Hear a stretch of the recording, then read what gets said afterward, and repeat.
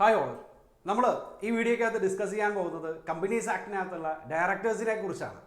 So നമ്മൾ ചാപ്റ്ററിലോട്ട് കിടക്കുന്നതിന് മുമ്പ് വളരെ ബേസിക് ആയിട്ടുള്ള കുറേ അധികം ആൾക്കാരുടെ മനസ്സിൽ കിടക്കുന്ന കുറച്ച് തെറ്റിദ്ധാരണകൾ മാറ്റിവെക്കാം. അതായത് ഇപ്പോൾ ഒരു പാർട്ട്ണർഷിപ്പ് ഫേം ആണെങ്കിൽ നമുക്കറിയാം ABCDE 5 പേരും കൂടെ ഒരു പാർട്ട്ണർഷിപ്പ് ഫേം തുടങ്ങുന്നു. ആ പാർട്ട്ണർഷിപ്പ് ഫേംസിൻ്റെ കാര്യങ്ങളും അല്ലെങ്കിൽ ആ പറയുന്ന ഷെയർ ക്യാപിറ്റലും എല്ലാം ഈ പറയുന്ന 5 പേരായിരിക്കും. ആണോ? അതായത് ആ പാർട്ട്ണർഷിപ്പിൻ്റെ കാര്യങ്ങളെല്ലാം തീരുമാനിക്കുന്നത് കാര്യങ്ങളെല്ലാം ഈ 5 പേര് തന്നെ ആയിരിക്കും. പക്ഷേ ഒരു കമ്പനിയിലോട്ട് കയറി വരുന്ന നേരത്ത്, ദാറ്റ് മീൻസ് ഒരു രജിസ്റ്റേർഡ് ആയിട്ടുള്ള ഒരു കമ്പനിയിലോട്ട് കയറി വരുന്ന നേരത്ത് നമ്മൾ പല കാര്യങ്ങൾ കേട്ടിട്ടുണ്ട്. എങ്ങനെയൊക്കെയാണ്? ഷെയർ ഹോൾഡേഴ്സ് എന്ന് കേട്ടിട്ടുണ്ട്, മെമ്പേഴ്സ് എന്ന് പറഞ്ഞിട്ടുണ്ട്, ഡയറക്ടേഴ്സ് എന്ന് പറഞ്ഞിട്ടുണ്ട്. ഇങ്ങനെ പല പേരിലാണ് ഈ പറയുന്ന കമ്പനിയുടെ മാനേജ്മെൻറ്റ് അറിയപ്പെടുന്നത്. സോ ഫസ്റ്റ് ഓഫ് ഓൾ, എന്താണ് ഡയറക്ടേഴ്സ് അല്ലെങ്കിൽ എന്താണ് board of directors? That means ഒരു കമ്പനിയുടെ കാര്യങ്ങൾ തീരുമാനിക്കുന്നതും അത് ഈ പറയുന്നത് പോലെ ഷെയർ ഹോൾഡേഴ്സിനും പബ്ലിക്കിനും അവിടെ വർക്ക് ചെയ്യുന്ന ആൾക്കാർക്കാണെങ്കിലും എല്ലാവർക്കും അനുകൂലമായിട്ടുള്ള രീതിയിൽ ഒരു ഡിസിഷൻ എടുക്കുന്നതും അതിൻ്റെ മാനേജ്മെൻറ്റും ബാക്കിയുള്ള കാര്യങ്ങളെല്ലാം കൊണ്ടുപോകുന്നതും പ്രോപ്പറായിട്ട് കമ്പനിയുടെ കാര്യങ്ങളെല്ലാം തീരുമാനിക്കുന്നതും ഈ പറയുന്ന ബോർഡ് ഓഫ് ഡയറക്ടേഴ്സാണ്. മനസ്സിലായി? സോ അങ്ങനെ വരുന്ന നേരത്ത് ഈ ഷെയർ ഹോൾഡേഴ്സും ഡയറക്ടേഴ്സും തമ്മിലുള്ള ഡിഫറൻസ് എന്താ? നിങ്ങൾ എന്തെങ്കിലും ചിന്തിച്ചിട്ടുണ്ടോ? ഓക്കെ, അതല്ലെങ്കിൽ ഏറ്റവും കൂടുതൽ ആൾക്കാരും അല്ലെങ്കിൽ ഞാൻ പഠിപ്പിക്കുന്ന പല സ്റ്റുഡൻസും എന്നോട് ചോദിച്ച ഏറ്റവും പ്രധാനപ്പെട്ട ഒരു ചോദ്യം ഇത് തന്നെയാണ്. സാറേ, ഈ ഷെയർ ഹോൾഡേഴ്സ് തന്നെയല്ലേ ഡയറക്ടേഴ്സ്? നിങ്ങൾ ആലോചിച്ച് നോക്കിയേ, ഇപ്പോൾ പല പബ്ലിക് ലിസ്റ്റഡ് കമ്പനീസിനകത്തും ഇന്നത്തെ ഷെയർ ഹോൾഡേഴ്സ് അല്ല അവരുടെ നാളത്തെ ഷെയർ ഹോൾഡേഴ്സ് ആണോ?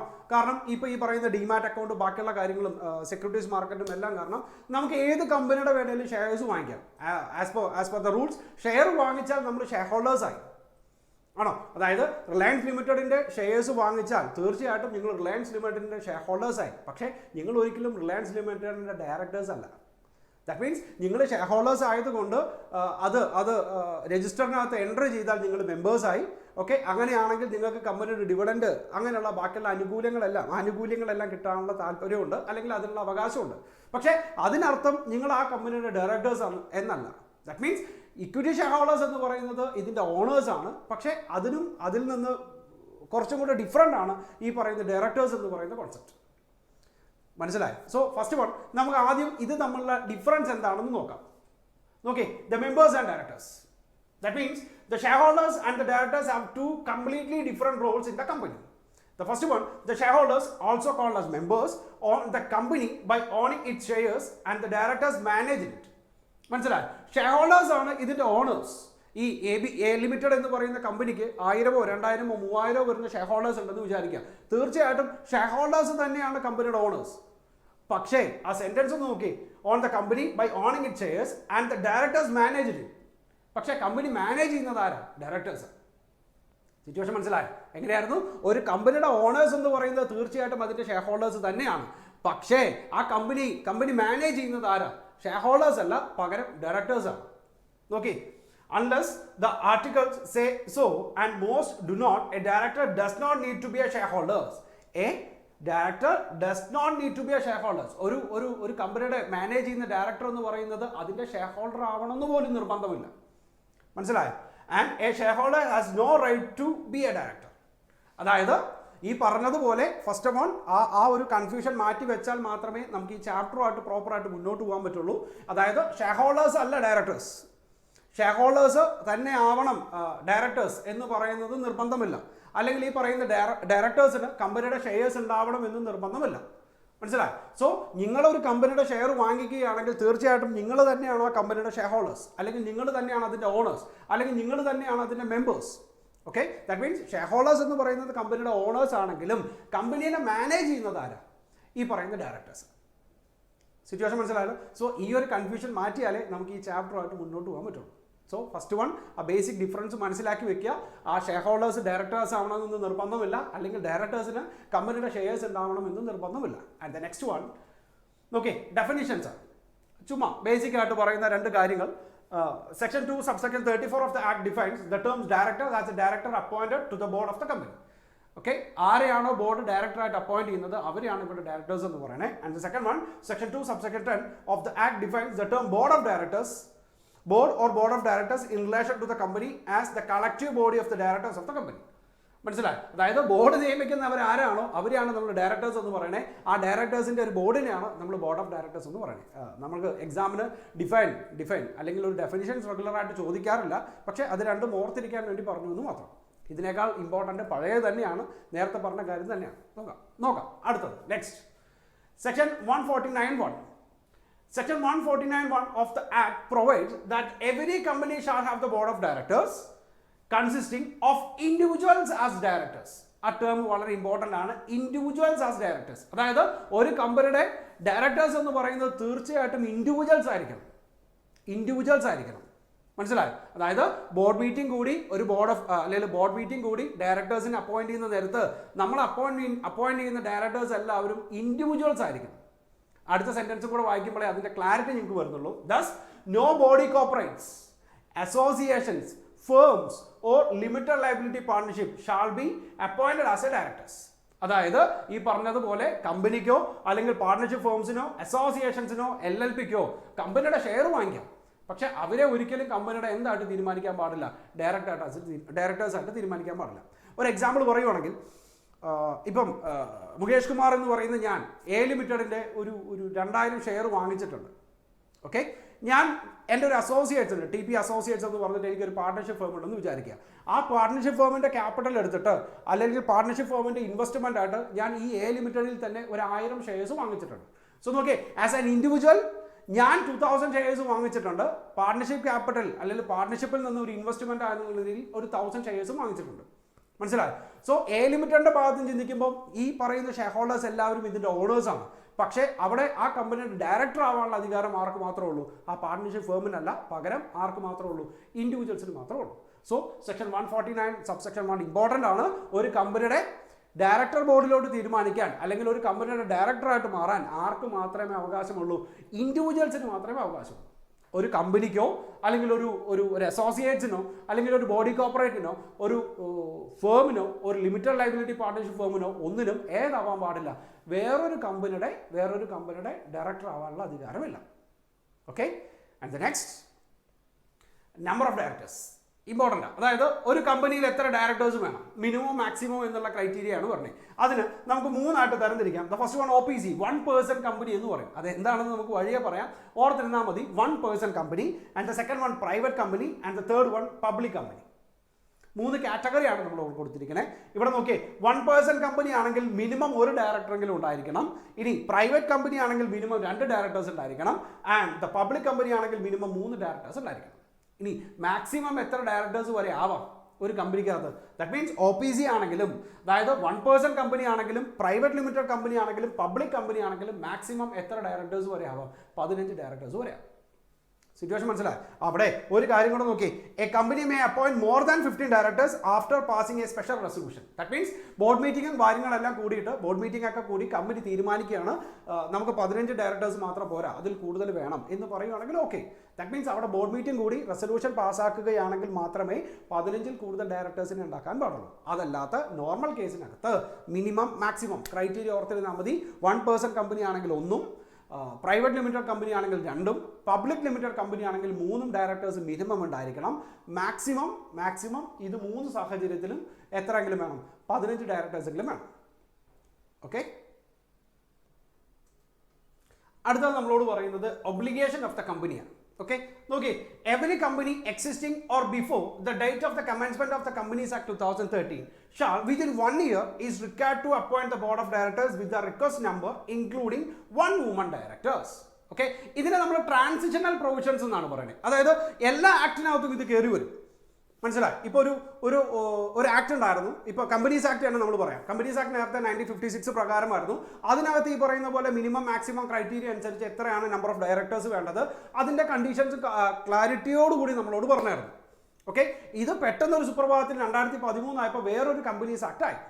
സോ നിങ്ങളൊന്ന് ആലോചിച്ച് നോക്കിയേ, ഓൾറെഡി എക്സിസ്റ്റിംഗ് ആയിട്ടുള്ള ഒരു കമ്പനിക്കകത്ത് അവർ 1956 പ്രകാരമുള്ള കമ്പനീസ് ആക്ട് ആയിരുന്നു തുറന്നുകൊണ്ടിരിക്കണേ. അതിനടിസ്ഥാനപ്പെടുത്തിയിട്ടായിരിക്കും ഡയറക്ടേഴ്സിനെയും ബോർഡ് ഓഫ് ഡയറക്ടേഴ്സിൻ്റെയും അപ്പോയിൻമെൻറ്റും റെസിഗ്നേഷനും എല്ലാ കാര്യങ്ങളും പ്ലാൻ ചെയ്തിരിക്കുന്നത്.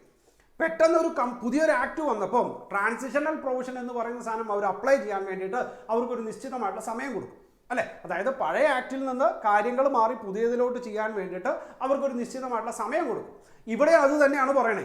സോ പഴയ കമ്പനീസ് ആക്ട് പ്രകാരമാണ് നിങ്ങൾ രജിസ്റ്റർ ചെയ്തിട്ടുള്ളതെങ്കിൽ ഈ 2013 പുതിയ കമ്പനീസ് ആക്ട് വന്നതിന് ശേഷം ഒരു വർഷത്തിനുള്ളിൽ നേരത്തെ പറഞ്ഞ കണ്ടീഷൻസ് എല്ലാം നിങ്ങൾ ഏതിനകത്തോട്ട് കൊണ്ടുവരണം? ഈ പറയുന്ന പുതിയ അമെൻഡഡ് അല്ലെങ്കിൽ 2013 വന്നിരിക്കുന്ന കമ്പനീസ് ആക്ട് പ്രകാരം കൊണ്ടുവരണം. മനസ്സിലായി? Within 1 year. അതുകൂടാതെ അങ്ങനെ നിങ്ങളൊരു ബോർഡ് ഓഫ് ഡയറക്ടേഴ്സിന്റെ അടിസ്ഥാനത്തിൽ കൊണ്ടുവരികയാണെങ്കിൽ അവിടെ നിർബന്ധമായിട്ടും ഒരു വുമൺ ഡയറക്ടർ കൂടെ ഉണ്ടായിരിക്കണം. മനസ്സിലായി? അതായത് ആ മിനിമം മാക്സിമം ഇത്രയും ഡയറക്ടേഴ്സ് ഉണ്ടായിരിക്കണം എന്ന് പറഞ്ഞതിന്റെ കൂട്ടത്തിൽ ചില കണ്ടീഷൻസും ചില സ്പെസിഫിക് കണ്ടീഷൻസ് ഉണ്ട്. വുമൺ ഡയറക്ടേഴ്സ് ഏതൊക്കെ കമ്പനിക്കകത്താണ് എന്താണെന്നൊക്കെ നമുക്ക് വഴിയെ പറയാം. സോ അങ്ങനെ വരുന്ന സാഹചര്യത്തിൽ ആ കമ്പനിയിൽ നിർബന്ധമായിട്ടും ആ ബോർഡ് ഓഫ് ഡയറക്ടേഴ്സിനകത്ത് ഒരു വുമൺ ഡയറക്ടറും കൂടെ ഉണ്ടായിരിക്കണം. ഓക്കെ, സോ 2 കാര്യങ്ങളാണ് പറഞ്ഞത്. ഒന്ന്, ട്രാൻസിഷണൽ പ്രൊവിഷൻസ് ഇവിടെ അപ്ലൈ ചെയ്യാൻ വേണ്ടിയിട്ട് പുതിയ കമ്പനീസ് ആക്ടിന്റെ അടിസ്ഥാനത്തിൽ ഇതിന്റെ കാര്യങ്ങൾ കൊണ്ടുവരാൻ വേണ്ടിയിട്ട് നമുക്ക് 1 വർഷം വരെ സമയം തന്നിട്ടുണ്ട്. ആ 1 വർഷത്തിനുള്ളിൽ നിങ്ങൾ ബോർഡ് ഓഫ് ഡയറക്ടേഴ്സിനെ അപ്പോയിന്റ് ചെയ്ത് ഡയറക്ടേഴ്സിനെ കൊണ്ടുവരുന്ന നേരത്ത് അവിടെ അറ്റ്ലീസ്റ്റ് ഒരു വുമൺ ഡയറക്ടറും കൂടെ ഉണ്ടായിരിക്കണം. എല്ലാ കമ്പനിക്കും അത് ബാധകമല്ല കേട്ടോ, സ്പെസിഫിക് ആയിട്ടുള്ള കണ്ടീഷൻസ് പറയുന്നുണ്ട്, നമുക്കത് വഴിയെ പറയാം. And the further requirement is that every company shall have at least one director who has stayed in India for the total period not less than 182 days during the financial year. അതായത് ആ പറഞ്ഞിരിക്കുന്ന director ബോർഡിനകത്ത് minimum ഒരാൾ എന്ന് പറയുന്നത് resident ആയിരിക്കണം. അല്ലെ? Income ടാക്സിനകത്ത് അങ്ങനെ പറയണേ, 182 ദിവസത്തിൽ കൂടുതൽ, പ്രീവിയസ് ഇയറിനകത്ത് 182 ദിവസത്തിൽ കൂടുതൽ ഒരാൾ ഇവിടെ ഉണ്ടെങ്കിൽ ആ അസസിനെ നമ്മൾ റെസിഡന്റ് ആണെന്നാണ് പറയുന്നത്. സോ ഇവിടെ പറയുന്ന ക്രൈറ്റീരിയയും അത് തന്നെയാണ്. എന്തായിരിക്കണം? ആ ബോർഡ് ഓഫ് ഡയറക്ടേഴ്സിനകത്തുള്ള ഒരു ഡയറക്ടർ എന്ന് പറയുന്നത് റെസിഡന്റ് ആയിരിക്കണം. ദാറ്റ് മീൻസ് അങ്ങേര് 182 ദിവസത്തിൽ കൂടുതൽ ഇന്ത്യയിൽ സ്റ്റേ ചെയ്തിരിക്കണം. ഓക്കെ, സോ 3 കാര്യങ്ങളാണ് നമ്മൾ ഇതിനകത്ത് പറഞ്ഞത്. ഒന്ന്, ട്രാൻസിഷണൽ പ്രൊവിഷൻ അപ്ലൈ ചെയ്യാൻ വേണ്ടിയിട്ട് നമുക്ക് 1 വർഷം വരെ സമയം കിട്ടും. ആ 1 വർഷത്തിനുള്ളിൽ ഈ പറയുന്ന പുതിയ മിനിമം മാക്സിമം നമ്പർ ഓഫ് ഡയറക്ടേഴ്സിന് ഇതിനകത്തോട്ട് അപ്പോയിന്റ് ചെയ്യണം. അങ്ങനെ അപ്പോയിന്റ് ചെയ്യുന്ന നേരത്ത് മിനിമം ഒരു വുമൺ ഡയറക്ടറെങ്കിലും ഉണ്ടായിരിക്കണം. കൂടാതെ ആ ബോർഡ് ഓഫ് ഡയറക്ടേഴ്സിനകത്തുള്ള ഒരു ഡയറക്ടർ എന്ന് പറയുന്നത് റെസിഡന്റ് ആയിരിക്കണം. Okay, and the next types of directors. കുറേ കാര്യങ്ങൾ നമുക്ക് ഇതിനകത്ത് പഠിക്കാനുണ്ട്. ഓക്കെ, വുമൺ ഡയറക്ടർ എന്താണെന്ന് പറയണം, ഇൻഡിപെൻഡന്റ് ഡയറക്ടർ നോക്കണം, nominee director, managing director, whole time director, executive, non executive, small share holders director, first director, nominee director, additional director and alternative director. മനസ്സിലായി? ഇതെല്ലാം സെപ്പറേറ്റ് ആൾക്കാരാണ്. ഇവർ ഓരോന്നും എന്താണെന്ന് നമുക്ക് സെപ്പറേറ്റ് ആയിട്ട് പഠിക്കുക തന്നെ വേണം. ഇതിനകത്തുള്ള ഏറ്റവും പ്രശ്നക്കാരൻ എന്ന് പറയുന്നത് ഇൻഡിപെൻഡന്റ് ഡയറക്ടറാണ്. അത് കുറച്ച് അധികം കാര്യങ്ങൾ പറയാനുണ്ട്. അതിന് വേണ്ടി മാത്രം നമുക്കൊരു സെപ്പറേറ്റ് വീഡിയോയും ചെയ്യേണ്ടി വരും ഇൻഡിപെൻഡന്റ് ഡയറക്ടർക്ക് വേണ്ടിയിട്ട്. സോ നമുക്ക് അടുത്ത വീഡിയോ വരുന്നത് ഇൻഡിപെൻഡന്റ് ഡയറക്ടറിനെ കുറിച്ച് മാത്രമാണ്. നമുക്ക് ഈ വീഡിയോക്കകത്ത് ബാക്കിയുള്ള ഡയറക്ടേഴ്സിനെ കുറിച്ച് നോക്കാം. ഓരോന്നായിട്ട് നമുക്ക് ഡിസ്കസ് ചെയ്യാം. നോക്കാം. First one, woman director. നമ്മൾ നേരത്തെ പറഞ്ഞതുപോലെ പുതിയൊരു കമ്പനി അല്ലെങ്കിൽ കമ്പനീസ് ആക്ട്, പുതിയൊരു കമ്പനീസ് ആക്ട് വന്നിട്ട് നിങ്ങൾ പഴയ ബോർഡ് ഓഫ് ഡയറക്ടേഴ്സിനെ പുതിയ കമ്പനീസ് ആക്ട് പ്രകാരം കൊണ്ടുവരികയാണെങ്കിൽ ആ ബോർഡ് ഓഫ് ഡയറക്ടേഴ്സിനകത്ത് മിനിമം ഒരു ഡയറക്ടർ വുമൺ ഡയറക്ടർ ആയിരിക്കണം എന്ന് പറഞ്ഞിട്ടുണ്ട്. അല്ലേ? കഴിഞ്ഞ സ്ലൈഡിനകത്ത് നമ്മൾ അങ്ങനെയാണ് പറഞ്ഞത്. പക്ഷേ ഇവിടെ കണ്ടീഷൻ പറയുന്നത് നോക്കി, that the following classes of the company shall appoint at least one woman director. എല്ലാവർക്കും അപ്ലൈ ചെയ്യേണ്ട, ഈ താഴെ പറയുന്ന ക്ലാസ് ഓഫ് കമ്പനീസിന് മാത്രം എന്ത് ചെയ്താൽ മതി? വുമൺ ഡയറക്ടേഴ്സിനെ അപ്പോയിന്റ് ചെയ്താൽ മതി. First one, every listed company, public listed company ആണെങ്കിൽ അവരുടെ ബോർഡ് ഓഫ് ഡയറക്ടേഴ്സിനകത്ത് ഒരു വുമൺ ഡയറക്ടർ ഉണ്ടായിരിക്കണം നിർബന്ധമായിട്ടും. And the second one, every other public company having paid up share capital of 100 crores or more, 100 കോടിക്ക് മുകളിൽ പെയ്ഡ് അപ്പ് ക്യാപിറ്റൽ ഉണ്ടാവുകയോ അല്ലെങ്കിൽ turn over എന്ന് പറയുന്നത് 300 കോടി രൂപയ്ക്ക് മുകളിൽ പോവുകയാണെങ്കിൽ ഇത് as per the last audited balance sheet, അത് താഴെ പറഞ്ഞിട്ടുണ്ട്. Okay, paid up capital or turnover as on the last date of the latest audited financial statement shall be taken into account. മനസ്സിലായി? അതായത് കമ്പനിയുടെ അവസാനത്തെ audited financial statement പ്രകാരം കമ്പനിക്ക് 100 കോടി രൂപയ്ക്ക് മുകളിൽ പെയ്ഡ് അപ്പ് ക്യാപിറ്റലോ 300 കോടി രൂപയ്ക്ക് മുകളിൽ ടേൺ ഓവറോ ഉണ്ടെങ്കിൽ തീർച്ചയായിട്ടും ആ കമ്പനിയുടെ ബോർഡ് ഓഫ് ഡയറക്ടേഴ്സിനകത്ത് ഒരു വുമൺ ഡയറക്ടർ ഉണ്ടായിരിക്കണം. അതല്ലെങ്കിൽ ആ കമ്പനി എന്ന് പറയുന്നത് എന്തായിരിക്കണം? ലിസ്റ്റഡ് കമ്പനീസ് ആയിരിക്കണം. ഓക്കെ, സോ ഇങ്ങനെ വരുന്ന സാഹചര്യത്തിൽ ആ ഡയറക്ടേഴ്സിനകത്ത് ഒരു ഡയറക്ടർ വുമൺ ഡയറക്ടർ ആയിരിക്കണം. അടുത്ത കണ്ടീഷൻ പറയുന്നത് ഇത്രേ ഉള്ളൂ, the appointment of A woman director within A period of 6 months from the date of its incorporation. എന്നാണ് ഇൻകോർപ്പറേറ്റ് ചെയ്യുന്നത്, അല്ലെങ്കിൽ എന്നാണ് ഈ കണ്ടീഷൻസ് ഓക്കെ ആവുന്നത്, അത് കഴിഞ്ഞിട്ട് എത്ര മാസത്തിനുള്ളിൽ? Within A period of 6 months, 6 മാസത്തിനുള്ളിൽ നമ്മൾ ഒരു വുമൺ ഡയറക്ടറിനെ അപ്പോയിന്റ് ചെയ്യണം. And vacancy of the woman director shall be filled up by the board of at the earliest but not later than the immediately next board meeting or 3 months from the date of such vacancy whichever is later. അതായത് ഈ woman ഡയറക്ടറിന്റെ vacancy ഉണ്ടാവുകയാണെന്ന് വിചാരിക്കുക. ഇപ്പോൾ എന്തെങ്കിലും ഒരു കാരണവശാൽ കമ്പനിക്കകത്തുള്ള woman director ഇവിടുന്ന് resign ചെയ്തു പോയി, അല്ലെങ്കിൽ എന്തെങ്കിലും ഒരു അപകടം പറ്റി, സോ തീർച്ചയായിട്ടും ബോർഡ് ഓഫ് ഡയറക്ടേഴ്സിനകത്ത് വുമൺ ഡയറക്ടറിന്റെ വേക്കൻസി ഉണ്ടാവും. അങ്ങനെ വരുന്ന സാഹചര്യത്തിൽ എത്രയും പെട്ടെന്ന് തന്നെ ആ വേക്കൻസി ഫില്ല് ചെയ്യാനാണ് പറഞ്ഞിരിക്കുന്നത്. വേറൊരു വുമൺ ഡയറക്ടറിനെ അപ്പോയിന്റ് ചെയ്തിട്ട് ആ വേക്കൻസി ഫില്ല് ചെയ്യാനാണ് പറഞ്ഞിരിക്കുന്നത്. അവിടെ ഒരു മാക്സിമം പറഞ്ഞിരിക്കുന്നത് എന്താ, ഒന്നില്ലെങ്കിൽ അടുത്ത ബോർഡ് മീറ്റിംഗ് കൂടുന്നത് വരെ, അല്ലെങ്കിൽ 3 months, which ever is later എന്നാണ് പറഞ്ഞിരിക്കുന്നത്. മനസ്സിലായി? അടുത്ത ബോർഡ് മീറ്റിംഗ് കൂടുന്നതിന് മുമ്പായിട്ടോ അല്ലെങ്കിൽ മാക്സിമം പീരീഡ് ഓഫ് 3 months, അതിന് മുമ്പായിട്ട് ആ വേക്കൻസി എന്ന് പറയുന്ന സാധനം ഫില്ല് ചെയ്യണം. ഓക്കെ, സോ പറഞ്ഞ കാര്യം അനുസരിച്ച് 2013 പ്രകാരമുള്ള കമ്പനീസ് ആക്ടിനകത്ത് എടുത്തു പറയുന്നുണ്ട്, ബോർഡ് ഓഫ് ഡയറക്ടേഴ്സിനകത്ത് ഒരു ഡയറക്ടർ എന്ന് പറയുന്നത് വുമൺ ഡയറക്ടർ ആയിരിക്കണം, കൂടാതെ ഒരു ഡയറക്ടർ എന്ന് പറയുന്നത് റെസിഡന്റ് ആയിരിക്കണം. അവിടെ വുമൺ ഡയറക്ടർ വേണം എന്ന് പറയുകയാണെങ്കിൽ തീർച്ചയായിട്ടും കുറച്ച് കണ്ടീഷൻസ് പറയുന്നുണ്ട്. ആ ക്ലാസ് ഓഫ് കമ്പനീസിന് മാത്രം എന്ത് മതി, വുമൺ ഡയറക്ടർ മതി. അതിനകത്ത് ആദ്യത്തെ പറഞ്ഞത് ലിസ്റ്റഡ് കമ്പനീസ് ആയിരിക്കണം, അതല്ലെങ്കിൽ 100 കോടി രൂപയ്ക്ക് മുകളിൽ പെയ്ഡ് അപ്പ് ക്യാപിറ്റലോ അല്ലെങ്കിൽ 300 കോടി രൂപയ്ക്ക് മുകളിൽ ടേൺ ഓവർ ഉള്ള കമ്പനിയാണെങ്കിൽ അവർക്ക് നിർബന്ധമായിട്ടും ആ കമ്പനിയിൽ ഒരു വുമൺ ഡയറക്ടർ ഉണ്ടായിരിക്കണം. ആ വുമൺ ഡയറക്ടർക്ക് എന്തെങ്കിലും കാരണവശാൽ വാക്കൻസി വരികയാണെങ്കിൽ 3 മാസത്തിനുള്ളിലോ അല്ലെങ്കിൽ അടുത്ത ബോർഡ് മീറ്റിംഗിന് മുമ്പായിട്ടോ നമുക്ക് എന്ത് ചെയ്യണം, ആ വുമൺ ഡയറക്ടറിന്റെ വാക്കൻസി ഫില്ല് ചെയ്യണം. Okay, and the next one, a nominee director. Okay, a nominee director is a director appointed to the board to represent the interest in the company. That means ആ കമ്പനിക്കകത്തുള്ള ഏതെങ്കിലും ഒരു financial ഇൻട്രസ്റ്റിന് വേണ്ടിയിട്ടോ അല്ലെങ്കിൽ വേറെ ഏതെങ്കിലും ഒരു ഇൻട്രസ്റ്റിന് വേണ്ടിയിട്ടോ ഒരു ഡയറക്ടറിനെ അപ്പോയിന്റ് ചെയ്യുകയാണെങ്കിൽ അവരെയാണ് നോമിനി ഡയറക്ടർ എന്ന് പറയുന്നത്. The appointment of the nominee director is done by any law for the time being in force or by the agreement or by the central or state government by its shareholding in the government company. മനസ്സിലായി? അതായത് ഈ പറയുന്ന പോലെ central ഗവൺമെന്റോ state ഗവൺമെന്റോ അവർക്ക് ആ കമ്പനിക്കകത്തുള്ള interest മുഖേന, may be financial interest ആവാം അല്ലെങ്കിൽ ഏതെങ്കിലും തരത്തിലുള്ള പബ്ലിക് ഇൻട്രസ്റ്റ് ആവാം, അങ്ങനെ ഒരു ഇൻട്രസ്റ്റിന്റെ മുകളിൽ ആ കമ്പനിക്കകത്ത് ഒരു ഡയറക്ടറിനെ അപ്പോയിന്റ് ചെയ്യുകയാണെങ്കിൽ, ദാറ്റ് മീൻസ് അവർക്ക് ബദലായിട്ട് അവർ ഇൻട്രസ്റ്റ് കീപ്പ് ചെയ്യാൻ വേണ്ടിയിട്ട് ഒരു ഡയറക്ടറിനെ അപ്പോയിന്റ് ചെയ്യുകയാണെങ്കിൽ it's called nominee director. Okay, and the next one, managing director. Okay, section 2 subsection 54 defines the term managing director as a director who, by virtue of the articles of the company or an agreement with the company or a resolution passed in its general meeting or by its board of directors, is entrusted with the substantial powers of the management. A word important ആണ്, the substantial powers of the management of the affairs of the company and includes the director occupying the position of managing director by whatever name called. That means കമ്പനിക്കകത്ത് ഇത്രയും board of ഡയറക്ടേഴ്സിനകത്ത് ഇത്രയും ഡയറക്ടേഴ്സും കാര്യങ്ങളെല്ലാം ഉണ്ടെങ്കിൽ പോലും ആ substantial powers, ആ മാനേജ്മെന്റിന്റെ, ആ കമ്പനിയുടെ മാനേജ്മെന്റിന്റെ സബ്സ്റ്റാൻഷ്യൽ പവർ എന്ന് പറയുന്നത് ആരുടെ കയ്യിലായിരിക്കും, അല്ലെങ്കിൽ ആ സബ്സ്റ്റാൻഷ്യൽ പവർ മെയിൻറ്റെയിൻ ചെയ്യുന്നത്, അത് നടപ്പിലാക്കുന്നത് ആരായിരിക്കും, മാനേജിംഗ് ഡയറക്ടർ ആയിരിക്കും. സിറ്റുവേഷൻ മനസ്സിലായല്ലോ? നമ്മൾ ആദ്യം പറഞ്ഞ കാര്യങ്ങൾ ഇവിടെ അതും കൂടെ ഒന്ന് കൺക്ലൂഡ് ചെയ്യേണ്ടി വരും. ആദ്യം നമ്മൾ പറഞ്ഞായിരുന്നു ഷെയർ ഹോൾഡേഴ്സ്, ഓണേഴ്സ് ആണെങ്കിൽ പോലും കമ്പനി മാനേജ് ചെയ്യുന്നത് തീർച്ചയായിട്ടും ഡയറക്ടേഴ്സ് ആയിരിക്കും, അല്ലെങ്കിൽ ബോർഡ് ഓഫ് ഡയറക്ടേഴ്സ് ആയിരിക്കും കമ്പനിക്കകത്തുള്ള കാര്യങ്ങളും തീരുമാനങ്ങളെല്ലാം എടുക്കണേ. ഇവിടെ വീണ്ടും പറയുന്നത്, അങ്ങനെ വരുന്ന ഒരു സാഹചര്യത്തിൽ കമ്പനി മാനേജ് ചെയ്യാനുള്ള സബ്സ്റ്റാൻഷ്യൽ പവേഴ്സ് ആരുടെ കയ്യിലാണോ അവരെയാണ് നമ്മൾ എന്തെന്ന് പറയണേ, മാനേജിംഗ് ഡയറക്ടറായിട്ട് പറയണേ. Okay, and the next one, the first director. Okay, section 152(1) provides that where no provision is made in the articles of the company for the appointment of the first director, the subscribers to the memorandum, who are the individual, shall be deemed to the first directors of the company until the directors are duly appointed. That means normal കേസിനകത്ത് board meeting കൂടി company first ഡയറക്ടറിനെ appoint ചെയ്യണം. അങ്ങനെ ചെയ്തിട്ടില്ലെങ്കിൽ ആരെ first ഡയറക്ടറായിട്ട് തീരുമാനിക്കാം, the subscribers to the memorandum who are individuals. മനസ്സിലായി? അതായത് ബോർഡ് മീറ്റിംഗ് കൂടി ഫസ്റ്റ് ഡയറക്ടറിനെ അപ്പോയിന്റ് ചെയ്യുന്നത് വരെ ആരൊക്കെയാണോ ഈ മെമ്മോറാണ്ടം സബ്സ്ക്രൈബ് ചെയ്യുന്നത്, മെമ്മോറാണ്ടം വാങ്ങിക്കുന്നത്, അവരെ നമുക്ക് എന്തായിട്ട് തീരുമാനിക്കാം, ഫസ്റ്റ് ഡയറക്ടറായിട്ട് തീരുമാനിക്കാം. അവിടെയും ഒരു പ്രശ്നം വരുന്നത് അവരെന്തായിരിക്കണം, who are individuals. Okay, so ഒരു കമ്പനി ഇപ്പോൾ സ്റ്റാർട്ട് ചെയ്യുകയാണ്, ഒരു പബ്ലിക് കമ്പനി ഇപ്പോൾ സ്റ്റാർട്ട് ചെയ്യുകയാണ്. പബ്ലിക് കമ്പനി സ്റ്റാർട്ട് ചെയ്തിട്ട് ഈ ആദ്യത്തെ ബോർഡ് മീറ്റിംഗ് തുടങ്ങി ഈ ഡയറക്ടേഴ്സിനെ അപ്പോയിന്റ് ചെയ്യുന്നത് വരെയുള്ള ആൾക്കാരെയാണ് നമ്മൾ ഫസ്റ്റ് ഡയറക്ടേഴ്സ് എന്നുള്ള രീതിക്കകത്ത് പറയണേ.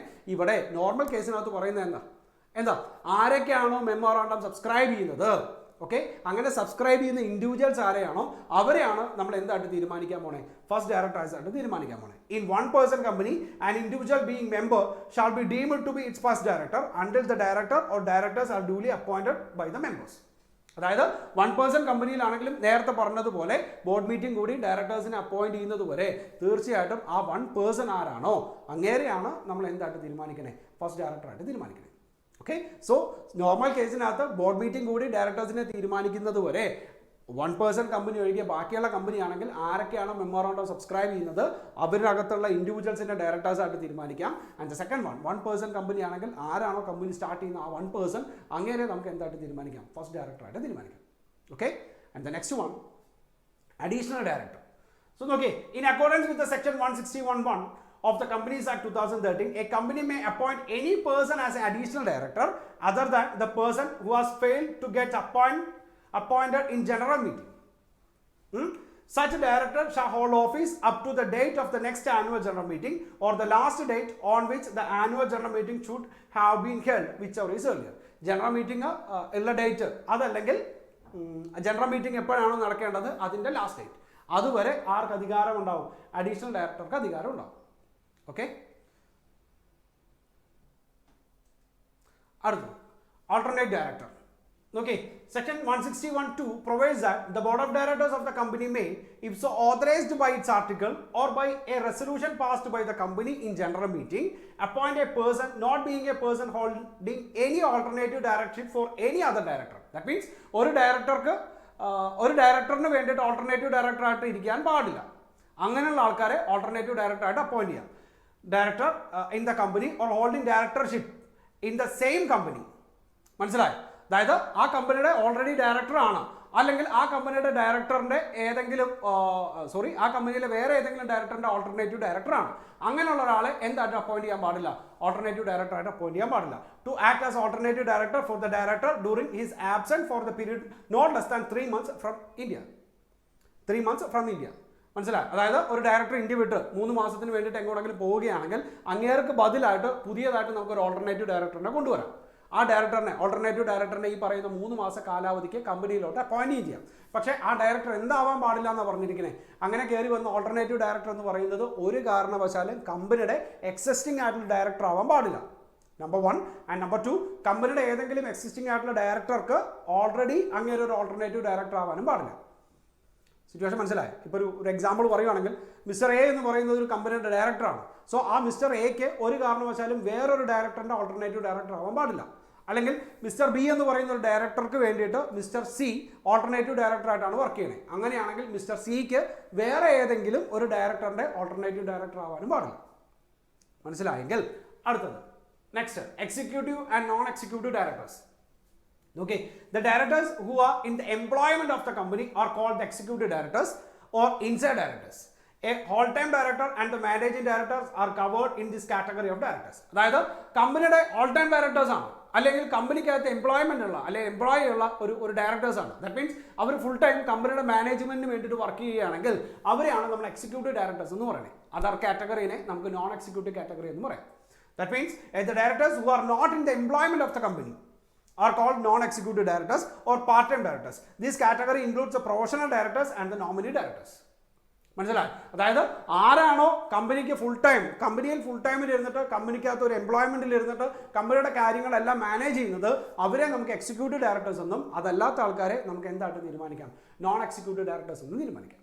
Okay, and the next appointment of directors elected by the small share holders. കുറച്ച് ഇമ്പോർട്ടൻ്റ് ആണ്, ശ്രദ്ധിച്ചിരുന്നാൽ മതി. 2 കാര്യങ്ങളാണ്. സെക്ഷൻ 151 പ്രകാരം റൂൾ 7 പ്രകാരം കമ്പനീസ് റൂൾസിനകത്ത് റൂൾ 7 പ്രകാരം പറയുന്ന കാര്യം ഇത് തന്നെയാണ്. Appointment of a director elected by the small share holders.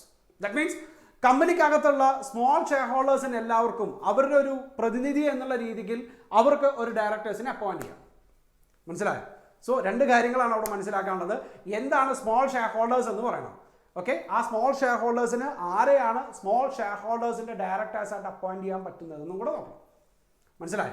Once again, കമ്പനിക്കകത്ത് ചെറിയ വാല്യൂലുള്ള ഷെയർസ് വാങ്ങിച്ചിരിക്കുന്നവർക്ക് അവരുടെ ഒരു പ്രതിനിധി എന്നുള്ള രീതിയിൽ ബോർഡ് ഓഫ് ഡയറക്ടേഴ്സിനകത്ത് അവരുടെ ഒരാൾ എന്നുള്ള രീതിയിൽ ഒരു ഡയറക്ടറിനെ അപ്പോയിന്റ് ചെയ്യാം. It's called small share holders director. അത് എന്താണ് സിറ്റുവേഷൻ നോക്കി? A small share holders means the shareholders holding shares of the nominal value not more than 20,000 or such other sum as may be prescribed. Normal കേസിനകത്ത് 20,000. മനസ്സിലായി? അതായത് 20,000 രൂപയ്ക്ക് മുകളിലാണെങ്കിൽ അവരെ small share holders എന്ന് പറയാൻ പാടില്ല. അവരുടെ കൈവശമുള്ള വാല്യൂ, നോമിനൽ വാല്യൂ, ഷെയറിന്റെ നോമിനൽ വാല്യൂ എന്ന് പറയുന്നത് 20,000 താഴെയാണെങ്കിൽ അവരെയാണ് നമുക്ക് എന്തെന്ന് പറയാൻ പറ്റണേ? സ്മോൾ ഷെയർ ഹോൾഡേഴ്സ് എന്ന് പറയാം. മനസ്സിലായി? ഇപ്പോൾ ഒരു കമ്പനിക്കകത്ത് 20,000 താഴെ നോമിനൽ വാല്യൂ ഉള്ള ഒരു 100-200 ഷെയർ ഹോൾഡേഴ്സ് ഉണ്ടെന്ന് വിചാരിക്കുക. ആ 200 ഷെയർ ഹോൾഡേഴ്സിനെ നമ്മൾ നോമിനൽ കേസിനകത്ത് സ്മോൾ ഷെയർ ഹോൾഡേഴ്സ് എന്നാണ് പറയുന്നത്. ആ 200 പേർക്ക് വേണ്ടിയിട്ട് അവർക്ക് എന്ത് അപ്പോയിന്റ് ചെയ്യാം? ഒരു സ്മോൾ ഷെയർ ഹോൾഡർ ഡയറക്ടറിനെ അപ്പോയിന്റ് ചെയ്യാം. മനസ്സിലായോ? Okay, a listed company may have 1 director elected by the small share holders. So ഒരു ലിസ്റ്റഡ് കമ്പനിക്കകത്ത് വുമൺ ഡയറക്ടേഴ്സിനെ അപ്പോയിന്റ് ചെയ്ത പോലെ നിർബന്ധമായിട്ടും ആരും കൂടെ ഉണ്ടായിരിക്കണം, ഒരു സ്മോൾ ഷെയർ ഹോൾഡർ ഡയറക്ടറും കൂടെ ഉണ്ടായിരിക്കണം. സോ ആദ്യമേ എന്താണ് സ്മോൾ ഷെയർ ഹോൾഡേഴ്സ് എന്ന് മനസ്സിലാക്കുക. എന്തായിരുന്നു? നോമിനൽ വാല്യൂ 20,000 താഴെയുള്ള ഷെയർ ഹോൾഡേഴ്സിനെയാണ് പറയണേ. അവർ പബ്ലിക് ലിമിറ്റഡ് കമ്പനി ആണെങ്കിൽ നിർബന്ധമായിട്ടും അവരുടെ പ്രതിനിധി എന്നുള്ള രീതിയിൽ ആരുണ്ടായിരിക്കണം? ഈ പറയുന്ന പോലെ ഒരു സ്മോൾ ഷെയർ ഹോൾഡേഴ്സ് ഡയറക്ടർ ഉണ്ടായിരിക്കണം. Okay, and next manner of അപ്പോയിൻമെന്റ്. എങ്ങനെയാണ് ഈ പറയുന്ന സ്മോൾ ഷെയർ ഹോൾഡേഴ്സിനെ അപ്പോയിന്റ് ചെയ്യണേ എന്നുള്ള കാര്യങ്ങളാണ് നോക്കണേ. ദ ഫസ്റ്റ് വൺ, ദ സിഒമായിട്ട് അപ്പോയിൻമെന്റ് ബൈ ദ കമ്പനി. കമ്പനിക്ക് സ്വമേധയാ എന്ത് ചെയ്യാം? ഈ സ്മോൾ ഷെയർ ഹോൾഡേഴ്സിന്റെ കാര്യങ്ങൾ കേൾക്കാൻ വേണ്ടിയിട്ടും അവരുടെ ഒരു പ്രതിനിധി എന്നുള്ള രീതിയിലും ഒരു സ്മോൾ ഷെയർ ഹോൾഡേഴ്സ് ഡയറക്ടറിനെ അപ്പോയിന്റ് ചെയ്യാം. ആൻഡ് സെക്കൻഡ് വൺ, അതല്ലെങ്കിൽ എലിജിബിലിറ്റി പറയുന്നുണ്ട്. Okay, small share holders lower of 1000 small share holders or 1/10 of small share holders. അതായത് കമ്പനിക്കകത്ത് ടോട്ടൽ ഉണ്ടായിരിക്കുന്ന സ്മോൾ ഷെയർ ഹോൾഡേഴ്സ് എത്രയാണോ അതിന്റെ 1/10 എങ്കിലും അല്ലെങ്കിൽ 1000 ഇതിനകത്ത് കുറവാണ് പറയണേ. മനസ്സിലായി? അവർക്ക് എന്ത് ചെയ്യാം? Notice to the company 14 days before the meeting. എപ്പോഴാണ് ബോർഡ് മീറ്റിംഗ് കൂടാൻ പോകുന്നത് അതിന് 14 ദിവസം മുമ്പ് ഈ പറയുന്ന കാറ്റഗറിയിലുള്ള ആൾക്കാർക്ക് എന്ത് ചെയ്യണം? ഒരു സ്മോൾ ഷെയർ ഹോൾഡേഴ്സ് ഡയറക്ടേഴ്സിനെ അപ്പോയിന്റ് ചെയ്യണം എന്ന് പറഞ്ഞിട്ട് കമ്പനിക്ക് നോട്ടീസ് കൊടുക്കണം. ആ നോട്ടീസിനകത്ത് എല്ലാ കാര്യങ്ങളും വേണം. ആരെയാണ് ഡയറക്ടറായിട്ട് അപ്പോയിന്റ് ചെയ്യാൻ പോണേ, ആരൊക്കെയാണ് ഈ പറയുന്ന എലിജിബിലിറ്റി എന്ന് പറയുന്ന കാറ്റഗറിക്കകത്ത് വരുന്നത്, ദാറ്റ് മീൻസ് ആരൊക്കെ കൂടിയിട്ടാണ് അപേക്ഷ കൊടുക്കാൻ പോകുന്നതെന്ന് വേണം. അങ്ങനെ അപേക്ഷ കൊടുക്കുന്നതിനകത്ത് ആരെയാണ് സ്മോൾ ഷെയർ ഹോൾഡേഴ്സ് ഡയറക്ടറായിട്ട് അപ്പോയിന്റ് ചെയ്യാൻ പറ്റുന്നത് എന്നുള്ള ഡീറ്റെയിൽസും കാര്യങ്ങളും എല്ലാം കൊടുക്കണം. എപ്പോൾ കൊടുക്കണം? അടുത്ത ബോർഡ് മീറ്റിംഗ് എപ്പോഴാണോ അതിന് 14 ദിവസം മുമ്പ്. മനസ്സിലായല്ലോ? സോ സ്മോൾ ഷെയർ ഹോൾഡേഴ്സിന്റെ കേസാണ് പറയുന്നത്. സ്മോൾ ഷെയർ ഹോൾഡേഴ്സിന്റെ കേസിനകത്ത് പറഞ്ഞത് ഒന്നില്ലെങ്കിൽ കമ്പനിക്ക് സ്വമേധയാ എന്തെടുക്കാം? ഈ പറയുന്നത് പോലെ സ്മോൾ ഷെയർ ഹോൾഡേഴ്സിന് എടുക്കാം. അതല്ലെങ്കിൽ ആ കമ്പനിക്കകത്ത് ഉണ്ടായിരിക്കുന്ന minimum 1000 share holders small share holders, അതല്ലെങ്കിൽ ടോട്ടൽ സ്മോൾ ഷെയർ ഹോൾഡേഴ്സിന്റെ 1/10 എങ്കിലും വേണം. ഇതിനകത്ത് വിച്ചവർ ഈസ് ലോവർ നോക്കാം. അവർ ഈ പറയുന്ന ബോർഡ് മീറ്റിംഗ് കൂടുന്ന 14 ദിവസത്തിന് മുമ്പ് കമ്പനിക്ക് ഒരു നോട്ടീസ് കൊടുക്കണം, ഇന്ന ആളെ സ്മോൾ ഷെയർ ഹോൾഡേഴ്സ് ഡയറക്ടറായിട്ട് അപ്പോയിന്റ് ചെയ്യണം എന്ന് പറഞ്ഞോട്ട്. ഓക്കെ, ഇനി അതിനകത്ത് പറയുന്നത് the small share holders director shall not liable to retire by rotation.